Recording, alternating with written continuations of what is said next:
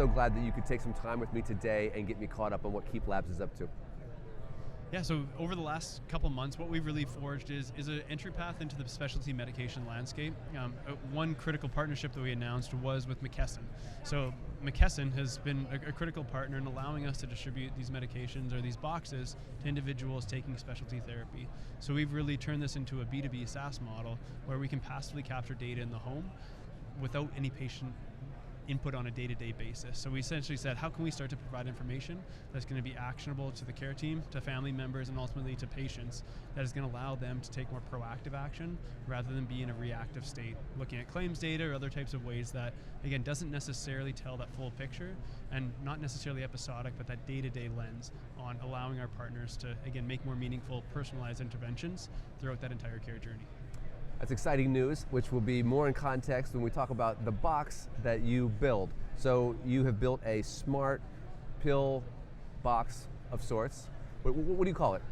Yeah, so it's the Care by Keep platform. Care by Keep platform. It's a sleek medicine cabinet of sorts, right? You got it. Okay. Want to open it up and tell us about it? Yeah, so right now, the box, Joel's going to be controlling it. So we'll get it live in a minute or two. But what it essentially is think about it as an IoT modern medicine cabinet. So within the device, it's a device that helps us enable the data collection in which medications are being utilized on a day-to-day basis. So there's a weight-based sensor in the device which passively captures when an individual accesses the box, when an item has been removed and placed back in, and that information is passed in a way where we can start to, again, care for an individual on a, again, day-to-day basis. So the box itself is a means in order to capture information that, again, can provide for a more personalized care journey throughout that entire care continuum. Why is that level of data and understanding important for specialty drugs? You just said you just signed a deal with McKesson about specialty drugs. Yeah, so why is critical a current state of affairs right now on, again, providing any type of proactive intervention? There's really three different ways you can capture it. So one is a claims data, where you look at pharmacy claims and you go to pick up your prescription, and it's a 30-day window typically, and you don't have any leading indicators per se on when an individual might be at risk of dropping off therapy. So that's one method. The second is an analog fashion. So on a day-to-day basis, you're asking patients to log into an app every day to do the same route function. And what we typically see from a utilization pattern is, again, over a week, maybe 2 weeks, they start to use it, but then it tapers off. And we don't know if it's non-adherence to the application or non-adherence to the medication. And again, when we go through those types of challenges, how does that create a false positive? And the other kind of way that industry has tried to solve these challenges is through blanket outreach and intervention. So everyone that's part of a patient support program is going to receive a call on a monthly or quarterly basis, and it's not targeted. It's very costly. You have a call center that's, again, going through very rote functions. And what we're trying to say is, well, we can pick out those outliers in the patient population and really target in real time who can benefit most from outreach and intervention. And help us understand just really concretely the patient cost and the system cost to non-adherence when we're talking about specialty drugs. Yeah, so from a clinical outcome standpoint, there's 250,000 preventable deaths every year due to non-adherence. From a system level cost, depending on the type of data source that you're looking at, it's anywhere from 250 to 300 billion in both lost revenue opportunities, but also from extra care that cascades down throughout the healthcare system. So this is a massive issue, and everyone's tried to solve it with traditional means. And this is one of the few solutions that takes into account the full medication profile without changing the workflow for a pharmacy and not changing anything at the patient's home other than where medication is stored.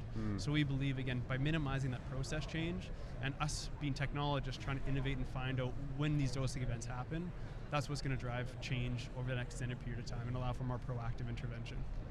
Now, Jeff, I can't help but notice that it's a very sleek device. What does the sort of product design, how does that design play into the efficacy of the product in your mind? Yeah, so this is the absolute foundational element to keep, is it has to be a box, it has to be a device that patients are excited to use. So we validated this, we launched, 15,000 patients raised their hand, pre-ordered the product, paying out of pocket. So now that we validated that, that's why it matters to the enterprise, is because the fact that patients want to use a device that's sleek, and what we often say is it's hidden in plain sight. So we're taking the medicine cabinet outside of the confines of a bathroom into a more prominent place in the home. And when you have that kind of placement in the house where it's more prominent, you have a better intervention capabilities to really allow the notifications to take hold if someone does miss a dose. And that's what we're trying to do, is create this Apple-less type of product that patients are proud to support and put in a living room or a kitchen, rather than tuck it under in the the bathroom or wherever the traditional medication might be stored. So it's beautiful. It's nice enough looking that I might want to put it out in plain view, so that might help me remember my medications. You said that it knows when I've pulled something out, so there's maybe a weight element to it. It knows when I've pulled something out. It knows when it's been opened, I assume. Other features that we haven't talked about? Yeah, so what's critical for the specialty class, and that's really where we're going and focusing our time and energy, is that the refrigerator, what they define as the cold chain. So a lot of these products have to be kept at a certain temperature, and right now the experience for patients is putting this in their fridge. So let alone from the clinical outcome or what the product integrity again has to entail, it's also a privacy issue that we're starting to hear from patients, that if you're having friends over in a post-pandemic world, you automatically expose yourself to what type of mental or health challenges that you're currently going through. So providing that additional level of privacy support, but also the conviction, knowing that the product has been properly stored, is what's really resonating with the pharmaceutical partners, the pharmacies, and patients themselves. That privacy issue, bleeds directly over into security. Not wanting the wrong hands to get a hold of your medication. And I'm just thinking, the refrigerator is one place, but your medicine cabinet itself is accessible to guests or children or whomever. Yeah, exactly. So we're trying to provide that, again, safe storage capacity. So early on, and this is still true to our heart, is the harm reduction strategy. So we think we have a critical role to play in stemming the opioid crisis. So this is, again, providing individuals and family members, especially if there's a kid in the home, if you do have, again, a substance that's prone to abuse, how do we safely store this, have access controls? So when we do bring the medicine cabinet into a more prominent place in the home, it has to be with the proper controls. So having a locking mechanism, which the box has, so again, fingerprint ID, facial recognition, or passcode, that again limits access to only those people, and having an audit log. So the other thing that we are starting to, again, get more and more feedback from is an accelerometer in the device. So if someone is tampering with it, an alert is given to people within your care network. And this could be extremely useful for some substances, again, with medication-assisted treatment, with methadone, Suboxone, and other types of ways that we can, again, play a role in the recovery process throughout that opioid crisis. One question I always have when I see something that looks this cool is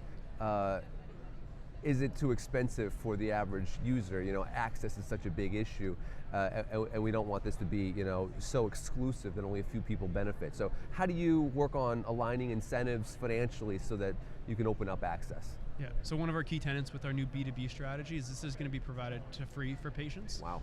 So again, think about starting a new medication, receiving a new diagnosis. How can we start to make this accessible, like you said? And this is, again, a situation where the data and the support that you have is, again, think about this as a companion device. So you're starting a new therapy, you're going through all sorts of challenges. How can this support the journey that you're on? So our partners, whether it be a pharmacy, a life sciences partner, hub service, it really starts to embed this in their, again, in their tech stack and in their support services that allow them to be more efficient, but also, again, provide that access to patients. And we do have a direct-to-consumer strategy on the harm reduction side of, again, $299 for the device. So we're trying to make it as affordable, and we do think that, again, at the end of the day, the B2B strategy will subsidize our ability to go down market into, again, more of a broad play and really owning that centerpiece in the home. So our thesis is that if you own the most frequent and trusted touch point in the home, this is ultimately who's going to win. And again, with medication management being a critical thread to any chronic care management and chronic care disease, this is, again, an opportunity for Keep to really, again, shine through and own that centerpiece in the home.